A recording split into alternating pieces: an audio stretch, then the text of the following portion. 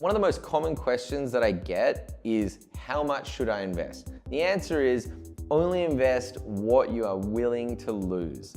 Literally, whatever you are willing to kiss goodbye forever is the only amount that you should ever invest in something that is incredibly speculative, incredibly unproven, and this whole cryptocurrency market is like that. So if you are going to invest, 5% most of your portfolio, at best, because when you've got something that's so speculative, you can have such a huge upside, but at the same time, you've got a huge chance of it just totally never coming to fruition. So, if you're sitting there with $100, $5 or less into cryptocurrency is not a bad thing. If it goes to zero, you still got 95% of the money you started with, but the return on investment opportunity is really awesome.